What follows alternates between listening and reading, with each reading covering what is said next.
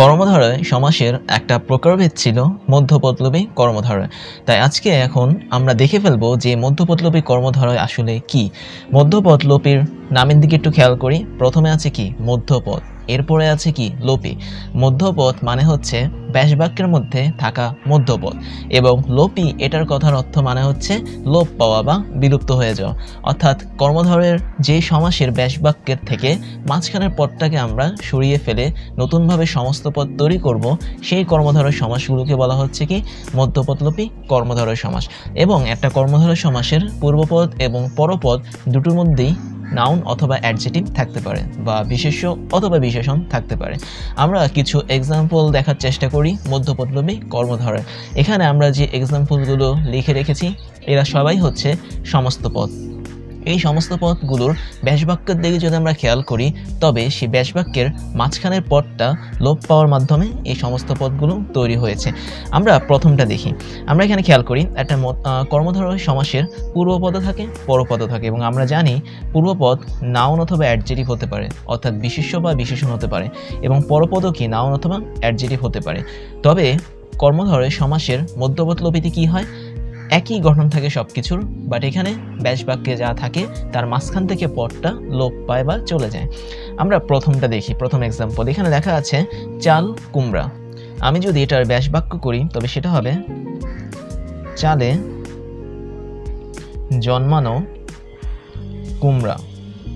তার মানে চালে যে কুমড়াগুলো জন্মায় তাদেরকে বলা হয় কি চাল কুমড়া। খেয়াল করি তো এই ব্যাসবাক্যের মাঝখানে কি আছে, জন্মানো আছে।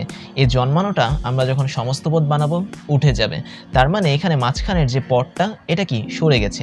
যেহেতু সরে গেছে তার মানে এই কর্মধারয়, এটা হচ্ছে একটা কর্মধারয় সমাসের উদাহরণ, যেটা হচ্ছে মধ্যপদলোপী কর্মধারয়।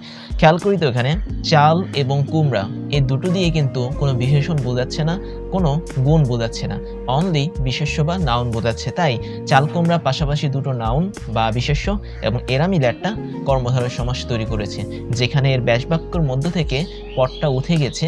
তাই এটা হচ্ছে কি মধ্যপদলোপী কর্মধারয় সমাস। পরেরটা দেখি মৌমাছি। এখানে মৌ হচ্ছে মধু, মাছি হচ্ছে কি একটা কীট পতঙ্গ। এটার আমি যদি ব্যাসবাক্য করি তবে সেটা হবে মৌ আশ্রিত মাছি। এর মানে মধুর মধ্যে যে মাছিগুলো আশ্রয় নেয় তাদেরকে বলা হচ্ছে কি মৌমাছি। খেয়াল করি তো এখানে মাঝখানে যে পদটা ছিল আশ্রিত সেটাও কি এখান থেকে ভ্যানিশ হয়ে গেছে। তাই মৌমাছি হচ্ছে কি মধ্যপদলোপী কর্মধারয় সমাস। পরেরটা দেখতে হবে প্রাণ ভয়। আমরা প্রাণ ভয় বলতে কি বুঝি, প্রাণ চলে যাওয়ার ভয়টাকে বুঝি না। তার মানে প্রাণ ভয়ের আমি যদি ব্যাসবাক্য করি তবে সেটা হবে প্রাণ যাওয়ার ভয়। এখন প্রাণ ভয় যখন হয়েছে তখন মাঝখানের এই যাওয়ার এই কথাটা কি উঠে গেছে, তার মানে মধ্যপদটা লোপ পেয়েছে। তাই এটা হচ্ছে কি মধ্যপদলোপী কর্মধারয় সমাস। পরেরটা দেখি ধর্মকার্য। ধর্মকার্য মানে হচ্ছে কি ধর্মের জন্য করা কোনো কাজ, তাই না?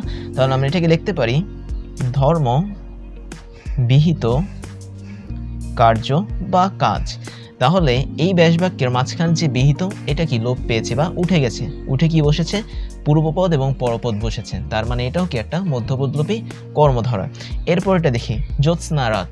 জ্যোৎস্না রাত এটাকে আমি যদি ব্যাসবাক্যে ভাঙাই তবে আমরা পাবো জ্যোৎস্না শোভিত রাত। তাহলে খেয়াল করি এখানেও আমাদের মাঝখানে যে শোভিত অংশটা এটা কিন্তু উঠে জ্যোৎস্না রাত হয়েছে। তাই জ্যোৎস্না রাতটা হচ্ছে কি একটা মধ্যপদলোপী কর্মধারয় সমাস। পরেরটা দেখি মোমবাতি। মোমবাতি মানে হচ্ছে কি মোম দিয়ে তৈরি বাতি। আমরা এটাকে এভাবে লিখতে পারি মোম নির্মিত বাতি। তাহলে মোম দিয়ে যে বাতিগুলো তৈরি হয় তাদের কি কি বলি মোমবাতি, বাট মাঝখানের এই নির্মিত এই ওয়ার্ডটা কি উঠে গেছে। তাই এটাও কি আমাদের মধ্যপদটা লোপ পেয়েছে। পরেরটা দেখি ধর্মঘট। ধর্মঘটের আমি যদি ব্যাসবাক্য বলি তবে সেটা হবে ধর্ম রক্ষার্থে যে ঘট তৈরি হয় সেটাই কি আমাদের ধর্মঘট। অর্থাৎ রাস্তাঘাটে বিভিন্ন রকম ধর্মঘট হয়, মানুষ জড়ো করে বিভিন্ন রকম মিছিল করে, তাই না? তাহলে এই জিনিসগুলো হচ্ছে কি আমাদের ধর্মকে রক্ষা করার জন্য যে মিছিল বা সভা হয় সেটাই কি ধর্মঘট। তার মানে এখানে মাঝখানে যে রক্ষার্থে, এই রক্ষার্থেটা উঠে গেছে এখানে। তাই এটাও কি মধ্যপদলোপী কর্মধারয়। পরেরটা দেখি জীবন বীমা। জীবন বীমা কখন করা হয়? আমাদের জীবনটাকে সেফে রাখার জন্য, রক্ষায় রাখার জন্য। অর্থাৎ আমরা যদি জীবন বীমা করি তবে আমাদের জীবনটা সাধারণত সেফ থাকবে। অর্থাৎ যদি কোনো সমস্যা তৈরি হয় হুট করে জীবনে, তাহলে আমরা কি পাবো? প্রচুর টাকা পেতে পারবো। তাই জীবন রক্ষার জন্য যে বীমা সেটাই কি জীবন বীমা। তাহলে জীবন রক্ষার্থে যে বীমা আমরা করি বা জীবনে যদি কোনো অ্যাক্সিডেন্ট ঘটে তবে টাকার যদি দরকার হয় তবে আমরা কি করতে পারবো?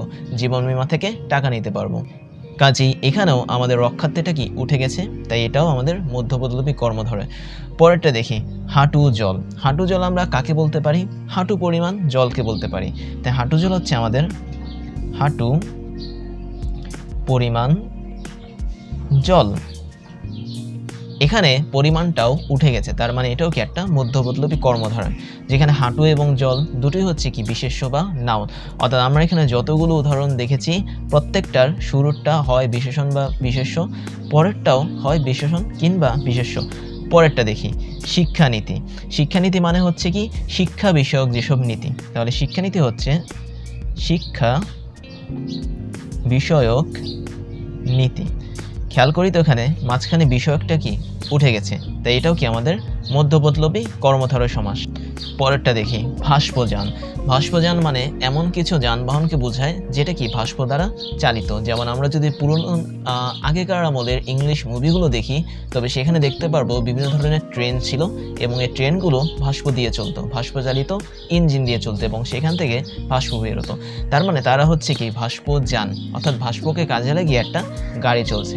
তাহলে আমরা বলতে পারি এটা হচ্ছে ভাস্প চালিত যান। খেয়াল করি তো মাঝখানের এই চালিত কথাটা কি উঠে গেছে, তার মানে এটাও কি একটা মধ্যপদলোপী কর্মধারয়, যেখানে ভাস্প হচ্ছে কি একটা নাউন বা নাম এবং যানবাহনের এই যানটাও হচ্ছে কি একটা নাউন বা নাম। পরেরটা দেখি বৌভাত। বৌভাত সাধারণত বিয়ের ক্ষেত্রে আমরা ইউজ করি, তবে এটার যদি সঠিক ব্যাসবাক্য বলি তবে সেটা হবে বউ পরিবেশন করা ভাত। তাহলে এখানেও বউ ভাতের ক্ষেত্রে আমরা পরিবেশন করা জিনিসটা টোটালি উঠে গেছে এবং কি বসেছে? বউ ভাত বসেছে, তাই এটাও কি মধ্যপদলোপী কর্মধারয়। পলান্ন। পলান্ন মানে হচ্ছে অন্ন, একটা এমন ধরনের অন্ন বা ভাত যেটার সাথে পল মিশ্রিত করা আছে এবং পল মানে হচ্ছে গোস্ত বা মাংস। তাহলে আমরা বলতে পারি পলান্ন মানে পল মিশ্রিত অন্ন বা পল মিশ্রিত ভাত, যেখানে পল মানে হচ্ছে কি মাংস বা গোস্ত। তাহলে এখানে মাঝখানে মিশ্রিতটা উঠে গিয়ে পলান্ন হয়েছে বলে এটাও কি মধ্যপদলোপী কর্মধারয় সমাস। পরেরটা দেখি রাষ্ট্রনীতি। এই রাষ্ট্রনীতিটা যদি আমি ব্যাসবাক্য করতে চাই তবে সেটা হবে রাষ্ট্র বিষয়ক নীতি। তার মানে রাষ্ট্রের মধ্যে যে সমস্ত বিষয় থাকে, যে সমস্ত রীতিনীতি থাকে তাকে কি বলা হয়? রাষ্ট্রনীতি। মাঝখানের বিষয়টা উঠে গেছে বলে এটাও কি মধ্যপদলোপী কর্মধারয়। পরেরটা দেখি হাত ঘড়ি। আমরা হাত ঘড়ি বলতে কি বুঝি? হাতে পরার ঘড়ি, তাই না? তাহলে হাত ঘড়িকে আমরা লিখতে পারি হাতে পরার ঘড়ি। তাহলে আমরা যেসব ঘড়ি হাতে পরি তাদেরকে হাত ঘড়ি বলি। মাঝখানের এর পরারটাও কি উঠে গেছে বলে এটাও মধ্যপদলোপী কর্মধারয় সমাস। পরেরটা হচ্ছে ঘর জামাই। ঘর জামাই বলতে আমাদের ঘরের মধ্যে যে সমস্ত জামাই আশ্রয় করে থাকে তাদেরকে আমরা ঘর জামাই বলতে পারি। তাই ঘর জামাই হচ্ছে ঘরে আশ্রিত জামাই। খেয়াল করি মাঝখানে আশ্রিতটা উঠে গিয়ে শুরুতে ঘর, তারপর হচ্ছে কি জামাই বসেছে, তাই এই টোটালটা মিলে কি হবে? ঘর জামাই বা মধ্যপদলোপী কর্মধারয়। পরেরটা দেখি বট বৃক্ষ। বট বৃক্ষ হচ্ছে, বট গাছ হচ্ছে একটা বৃক্ষের নাম, তাই আমরা বলতে পারি বট নামক বৃক্ষই হচ্ছে কি বট বৃক্ষ। তাহলে আমরা লিখতে পারি বট নামক বৃক্ষ। তাহলে মাঝখান থেকে নামকটা উঠে গিয়ে বট বৃক্ষ হয়েছে। পরেরটা দেখি হাত পাখা। হাত পাখা মানে হচ্ছে কি এমন কিছু পাখা যেটা আমরা হাত দিয়ে পরিচালনা করি বা চালিত করি। তাই হাত পাখা মানে হচ্ছে হাতে চালিত পাখা, যেখানে মাঝখানের এই চালিতটা উঠে গিয়ে আমাদের হাত পাকা বসেছে, তাই এটাও হচ্ছে কি আমাদের মধ্যপদলোপী কর্মধারয় সমাস। তার মানে এই টোটাল সবগুলোর মধ্যে আমরা দেখতে পাচ্ছি যে পূর্বপদ এবং পরপদ আছে, এবং এদের সমস্ত পদ যেটা সেটার মধ্যে শুরুরটা যদি বিশেষ্য বা বিশেষণ হয় তবে পরেরটাও কি বিশেষ্য বা বিশেষণ হবে। আমরা যদি এখানে সবগুলো এক্সাম্পল খেয়াল করি তাহলে দেখব, যেমন বউ ভাত, এখানে বউটা হচ্ছে কি একটা নাম বোঝাচ্ছে বা নাউন, ভাত হচ্ছে কি একটা শস্য বা খাবারের নাম বোঝাচ্ছে, তার মানে এটাও কি নাউন।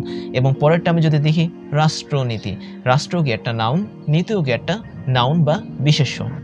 আবার বট বৃক্ষর দিকে যদি তাকাই, বট হচ্ছে একটা বিশেষ্য বা নাম, বৃক্ষও কি একটা বিশেষ্য বা নাম।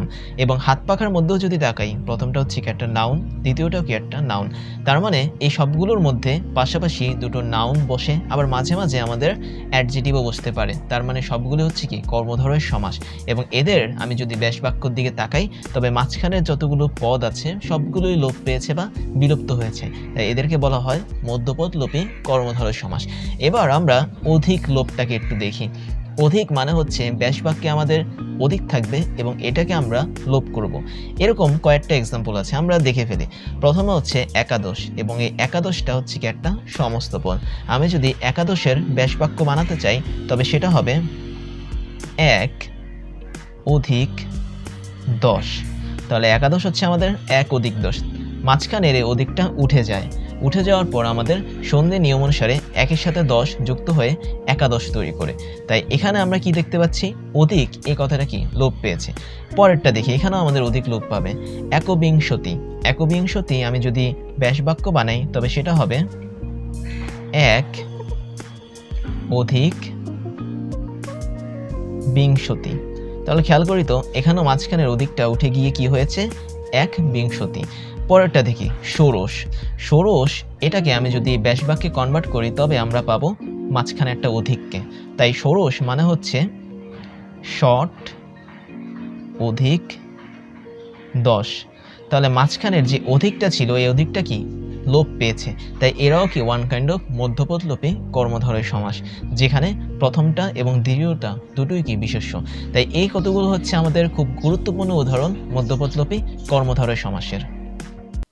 এবার আমি তোমাদেরকে আমার পরিচয়টা জানাচ্ছি। আমি হচ্ছি ইমতিয়াজ, ওয়েডেমি সহ ক্রাশ ইঞ্জিনিয়ারিং এবং টকডেমির ফাউন্ডার হিসেবে কাজ করছি, যেখানে ওয়েডেমিতে আমি স্কুল এবং কলেজ লেভেলের স্টুডেন্টদেরকে পড়াই, ক্রাশ ইঞ্জিনিয়ারিংয়ে আমি ইঞ্জিনিয়ারিং লেভেলের স্টুডেন্টদেরকে পড়িয়ে থাকি এবং টকডেমিতে মেডিকেল সায়েন্সের স্টুডেন্টদেরকে পড়িয়ে থাকি। সেই সাথে আমি বিগত 10 বছর ধরে 5 লাখেরও বেশি স্টুডেন্টদেরকে অনলাইন এবং অফলাইনে পড়িয়েছি। আমার এডুকেশনাল ব্যাকগ্রাউন্ড হচ্ছে বিএসসি কমপ্লিট করেছি ইলেকট্রিক্যাল অ্যান্ড ইলেকট্রনিক ইঞ্জিনিয়ারিং নিয়ে, এমএসসি কমপ্লিট করেছি বায়োমেডিক্যাল ইঞ্জিনিয়ারিং নিয়ে এবং বর্তমানে একটা ইউনিভার্সিটিতে লেকচার হিসেবে কাজ করে যাচ্ছি।